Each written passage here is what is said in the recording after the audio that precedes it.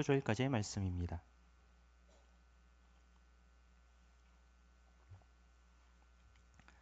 열왕기상 3장 1절부터 15절까지의 말씀입니다. 구약성경 514면의 말씀입니다. 저와 함께 한 목소리로 함께 봉독하겠습니다. 솔로몬이 애굽의 왕 바로와 더불어 혼인관계를 맺어 그의 딸을 맞이하고 다윗성에 데려다가 두고 자기의 왕궁과 여호와의 성전과 예루살렘 주위의 성의 공사가 끝나기를 기다리니라.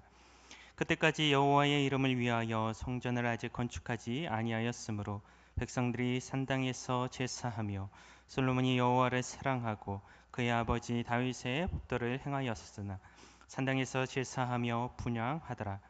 이에 왕이 제사하러 기브온으로 가니 거기는 산당이 큼이라. 솔로몬이 그 제단에 1천 번제를 드렸더니 기브온에서 밤에 여호와께서 솔로몬의 꿈에 나타나시니라. 하나님이 이르시되 내가 내게 무엇을 줄고 너는 구하라.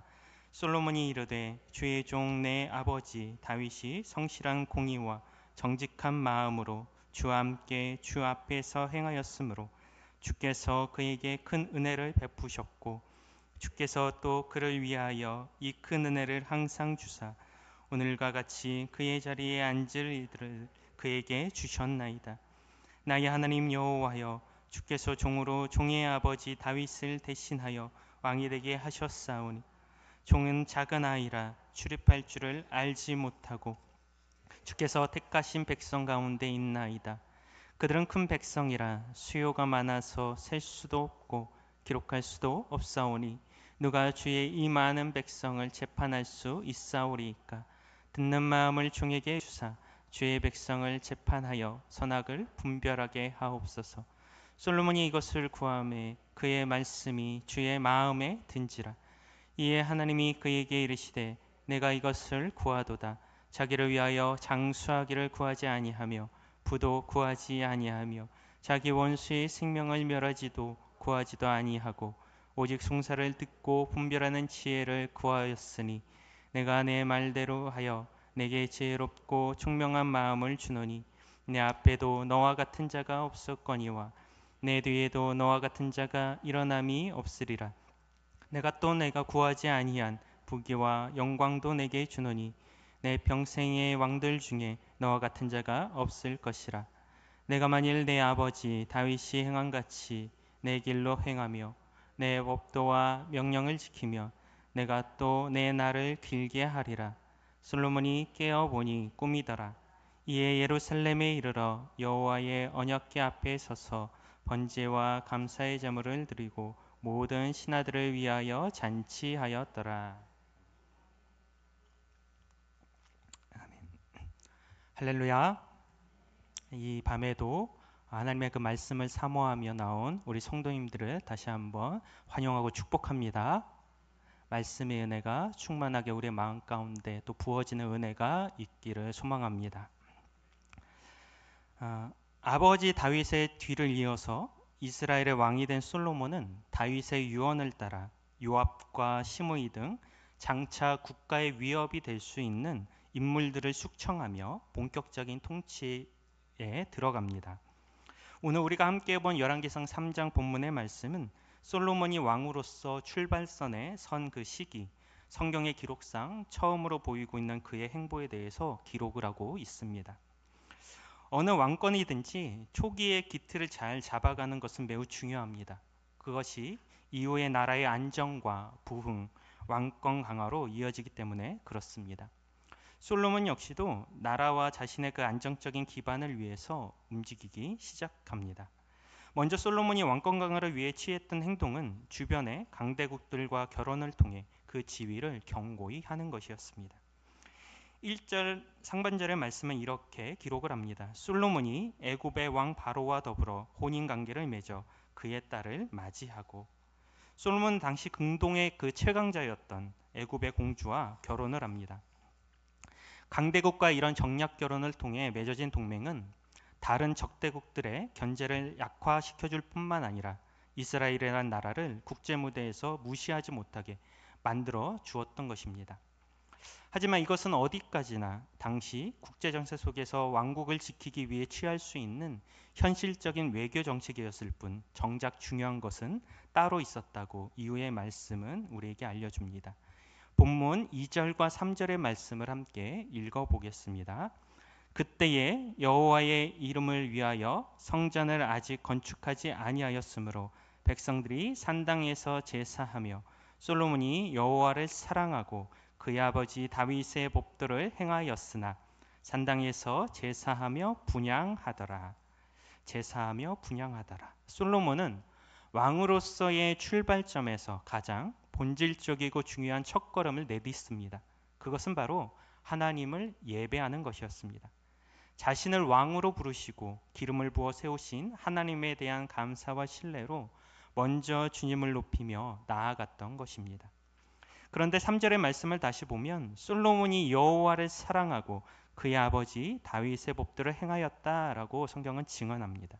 이 말씀은 그가 그렇게 먼저 하나님을 예배할 수 있었던 이유가 단지 왕이 되었기 때문이라기보다는 하나님을 향한 사랑에서 비롯되었고 말씀을 근거로 한 믿음과 신앙의 자세가 있었기 때문이었음을 알려줍니다. 즉 마음의 중심과 삶이 먼저 하나님을 향해 바로 서 있었기 때문에 그가 예배로 먼저 나아갈 수 있었으며 그 예배 자리에서 주님의 은혜와 인도하심에도 감사할 수 있었다라고 말하고 있는 것입니다. 사랑하는 성도 여러분, 우리의 마음과 중심도 솔로몬과 같이 언제나 주님만을 향해 있기를 바랍니다. 하나님만을 사랑하고 언제나 주님의 말씀만을 따라 사는 믿음의 자녀들이 되기를 원합니다.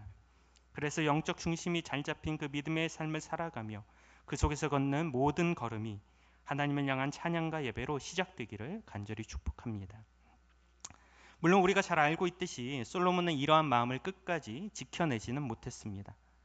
하지만 우리는 무엇을 하든지 내 삶의 모든 계획과 걸음 앞에 하나님이 나의 하나님 되심을 먼저 인정하는 믿음의 고백과 그에 따른 예배함이 우리의 삶에 있기를 바랍니다. 또한 하나님을 향한 그 초심의 마음을 날마다 주 안에서 회복하여 그 믿음이 떨어지지 않도록 언제나 주님 앞에 거룩함으로 서 있는 저와 여러분이 되기를 소망합니다. 솔로몬은 자신을 택하셔서 이스라엘을 이끌어 가시는 그 하나님 앞에 그 시작점에서 온 백성과 더불어 예배합니다. 4절의 말씀 함께 읽습니다. 이에 왕이 제사하러 기브온으로 가니 거기는 산당이 큼이라 솔로몬이 그 제단에 1000번제를 드렸다니. 솔로몬이 하나님께 드린 1000번제는 매일같이 1000번의 제사를 드렸다는 것이 아니라 1000마리의 짐승을 잡아드렸던 거대하고도 성대한 제사를 말합니다. 많은 제물을 올려드리는 만큼 그 제사에 참여하는 인원도 많았을 것이고 그 기간도 수일에 걸친 예배였을 것으로 추측됩니다. 그야말로 국가적인 행사로서 하나님께 제사를 드렸던 것입니다. 그런데 혹 어떤 사람은 왜 하나님을 예배하는데 산당에서 예배하였을까 하는 의문을 가질 수도 있습니다. 솔로몬이 1000번제들을 드린 이 산당은 그 이름처럼 산에 있는 즉 높은 곳에 위치한 제사의 장소였습니다. 성경성 산당에 대해서는 우상 숭배 장소로서의 산당과 성전 건립 전까지의 임시 예배 초소로서의 산당으로 구분해 볼 수 있는데요.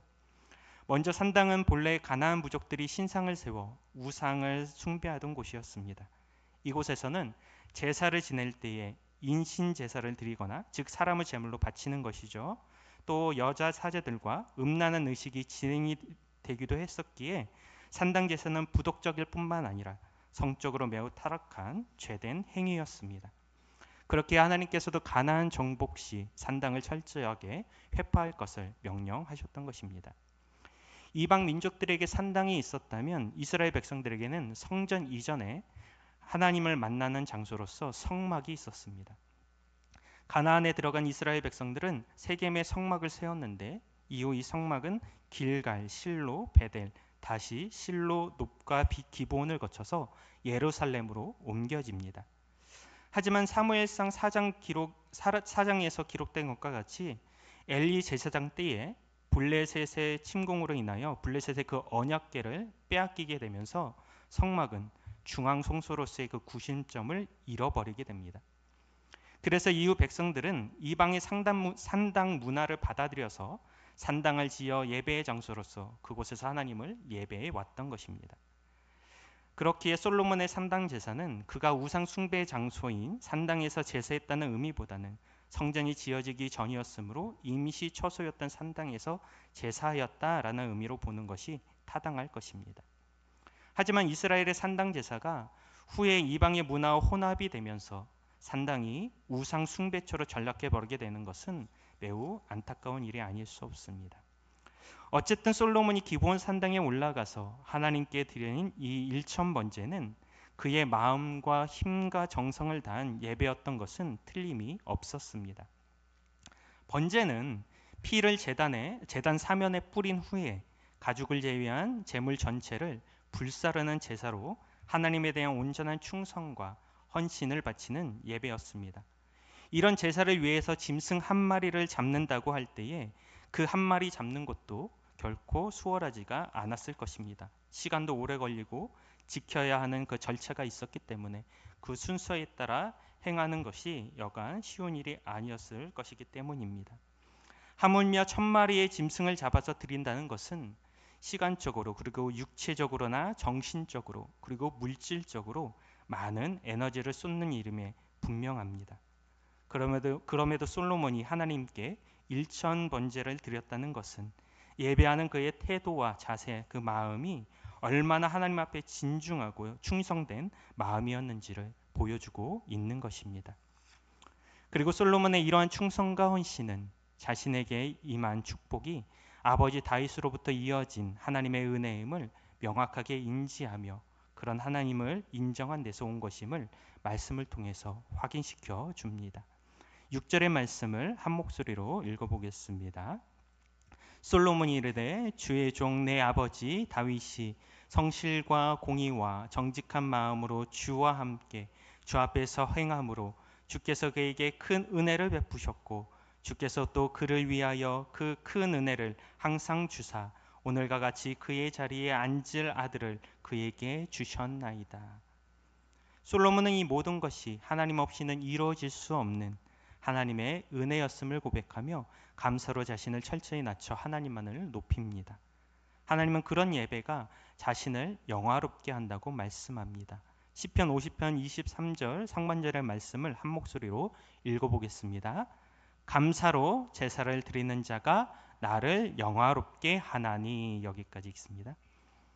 하나님은 우리가 감사로 드리는 예배를 통하여 높임을 받으십니다. 그리고 예배의 자리에서 그 영광을 우리에게 드러내 주십니다. 사랑하는 성도 여러분, 하나님께서 우리에게 행하신 일들을 매일의 삶 속에서 감사로 끊임없이 고백하며 그분의 높으심을 날마다 찬양하는 우리 모두가 되기를 소망합니다. 그렇게 예배할 때에 하나님은 우리를 기뻐 받아주실 줄 믿습니다. 이처럼 솔로몬의 제사는 감사로 하나님을 영화롭게 하는 예배, 그래서 하나님께서 직접 꿈에 나타나실 정도로 감동하시고 기뻐 받아주시는 예배였습니다. 그러면 우리는 이런 예배를 어떻게 드릴 수 있을까요?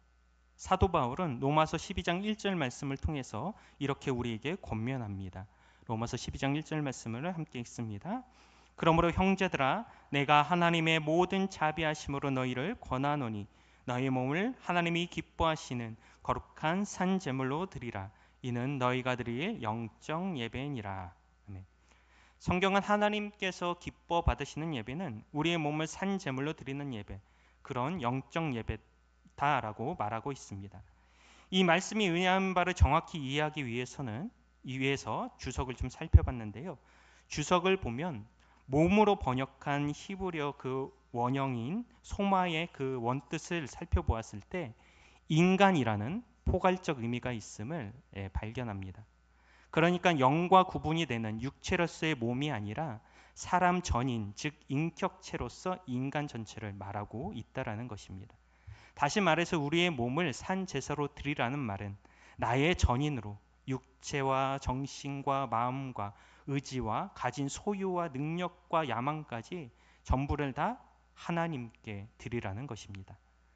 우리가 하나님께 나올 때 생각은 저 먼데 있고 내 몸만 와 있는 예배, 감사의 예물도 없이 형식적으로 출석만 하는 예배, 그렇게 어느 한 부분만 간신히 걸려 있는 어중간한 예배는 하나님께서 온전히 드린 예배라 할 수 없다라는 것입니다.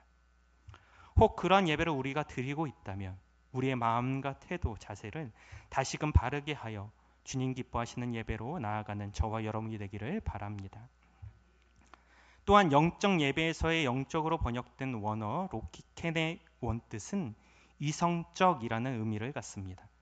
즉 예배는 뭔가 몽롱한 신비에 쌓여서 최면 가운데 있는 것이 아니라 예배의 대상이자 주체 되시는 그 하나님을 바르게 인식하여서 거짓 없이 나아가는 것임을 말하고 있는 것입니다.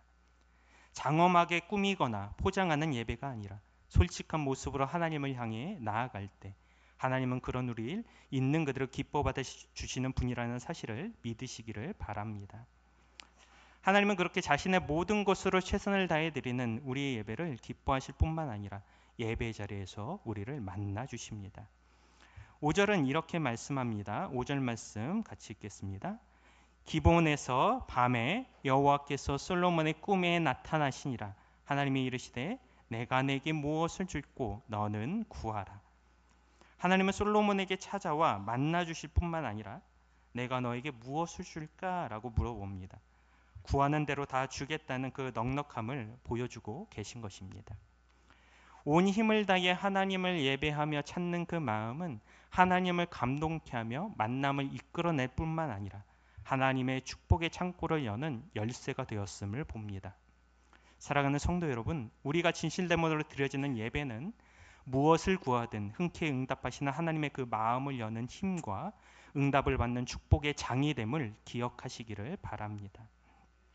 오늘 이 밤 우리가 전심으로 드리는 예배 속에도 하나님께 찾아오셔서 열린 마음으로 수많은 기도에 응답하여 주시는 복과 은혜가 넘쳐나길 믿습니다. 하나님의 이 같은 질문에 솔로몬은 앞서 6절의 말씀에서 보았듯 먼저 자신의 삶을 이루고 이끄신 하나님을 고백을 합니다. 우리 6절의 말씀을 다시 한번 읽어보면서 이어서 7절부터 9절까지, 즉 6절부터 9절까지를 함께 읽어보겠습니다. 솔로몬이 이르되 주의 종 내 아버지 다윗이 성실과 공의와 정직과 마음으로 주와 함께 주 앞에서 행함으로 주께서 그에게 큰 은혜를 베푸셨고 주께서 또 그를 위하여 이 큰 은혜를 항상 주사 우리와 같이 그의 자리에 앉을 아들을 그에게 주셨나이다. 나의 하나님 여호와여, 주께서 종으로 종의 아버지 다윗을 대신하여 왕이 되게 하셨사오나 종은 작은 아이라 출애할 줄을 알지 못하고 주께서 택하신 백성 가운데 있나이다. 그들은 큰 백성이라 수요가 많아서 셀 수도 없고 기록할 수도 없사오니 누가 주의 이 많은 백성을 재판할 수 있사오리까?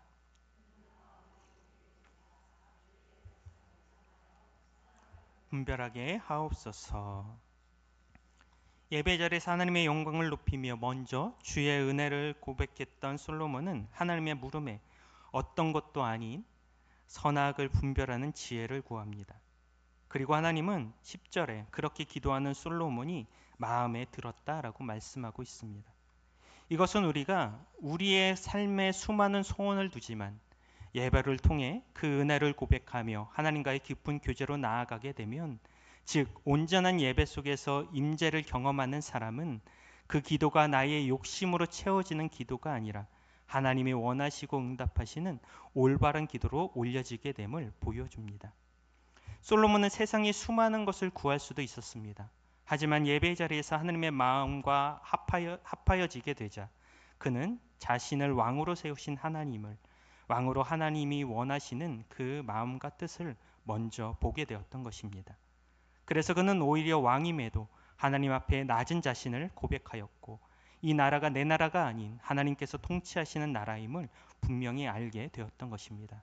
그래서 왕으로서 주어진 사명과 소명을 감당할 수 있는 지혜를 먼저 구하였던 것이죠. 대부분의 사람들은 예배와 기도는 별개의 것으로 떨어뜨려서 생각합니다. 하지만 올바른 기도는 올바른 예배 안에서 드려질 수 있음을 명심하며 먼저 주 앞에 그 뜻을 구하는 우리 모두가 되기를 소망합니다. 기도에는 놀라운 비밀이 있습니다. 그것은 내 것을 구하는 자는 내 것만을 받지만 하나님의 것을 구하는 자는 하나님의 것과 내 것을 받는 은혜가 있다라는 사실입니다. 하나님의 것을 구할 때 우리는 더 크고 온전한 것을 받게 된다라는 것입니다. 정말 그런지 오늘 본문을 통해서도 확인해 보겠습니다. 10절부터 14절까지를 함께 읽어봅니다. 솔로몬이 이것을 구하매 그 말씀이 주의 마음에 든지라. 이에 하나님이 그에게 이르시되 내가 이것을 구하도다. 자기를 위하여 장수하기를 구하지 아니하며 부도 구하지 아니하며 자기 원수의 생명을 멸하지도 구하지 아니하고 오직 송사를 듣고 분별하는 지혜를 구하였으니 내가 내 말대로 하여 내게 지혜롭고 총명한 마음을 주노니 내 앞에서 너와 같은 자가 없었거니와 내 뒤에도 너와 같은 자가 일어남이 없으리라. 내가 또 내게 구하지 아니한 부귀와 영광도 내게 주노니 내 평생의 왕들 중에 너와 같은 자가 없을 것이라. 내가 만일 내 아버지 다윗이 행한 같이 내 길로 행하며 내 법도와 명령을 지키며 내가 또 내 날을 길게 하리라. 아멘. 하나님은 솔로몬에게 하나님의 지혜를 주시고 거기에 더하여 솔로몬이 구하지 않았던 솔로몬의 것, 부함과 존귀함의 권위와 생명까지도 더하여 주십니다. 우리는 내 하루의 시작 그리고 일터의 시작과 사업의 시작, 나아가 내게 주어진 그 사명의 시작점 앞에서 무엇을 먼저 소원하며 나아가고 있습니까? 하나님께서 허락하신 내 삶과 삶의 영역, 또 사업과 사명 앞에서 내 것을 먼저 구하십니까? 아니면 내 삶의 주인 되시는 하나님께 모든 것을 맡기며 하나님의 것을 구하고 계십니까? 예수님께서도 우리에게 이렇게 말씀하십니다. 마태복음 6장 33절입니다. 함께 있습니다. 그런즉 너희는 먼저 그의 나라와 그의 의를 구하라. 그리하면 이 모든 것을 너에게 더하시리라. 아멘. 먼저 하나님의 나라와 통치하심을 선포하며 그분의 역사하심을 기대로 간구하는 영광교회 온 성도들이 되시기를 소망합니다.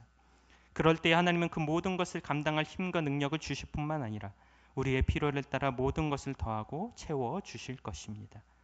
하나님께서 기뻐하시는 믿음의 자세와 기도를 통하여 언제나 우리의 나아감이 하나님의 이름을 노래하는 그 나라를 위한 복된 걸음이 되기를 축복합니다.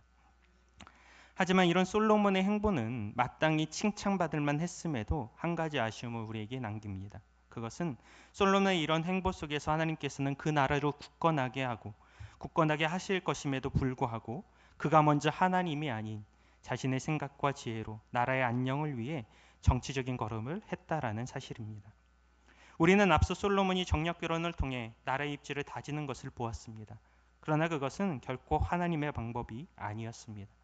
그리고 그렇게 이방 나라의 여자와 결혼을 한 솔로몬은 그녀들을 위해 예루살렘 동편 언덕에 산당을 지어줍니다. 이것도 어떻게 보면 이방인들로부터 거룩한 예루살렘 성전을 지키기 위한 정치적인 행보 중 하나였을 것이라 생각을 합니다. 하지만 이러한 행보가 결국에는 이스라엘 백성들로 하여금 혼합된 우상 숭배에 상당 제사를 하게 만드는 계기를 주게 되었습니다. 하나님께 구하지 않고 나아갔던 그 잠깐의 잘못된 선택 불순종이 나비 효과가 되어서 솔로몬과 이스라엘에게 큰 재앙을 가져오게 했던 것입니다. 사랑하는 영광교회 성도님들, 항상 우리의 모든 시작을 주님과 함께하며 감사와 찬양이 있는 예배로 시작하고 예배로 마치는 우리의 삶이 되기를 소망합니다. 그것이 하나님이 우리에게 원하시고 기뻐하시는 자의 삶입니다.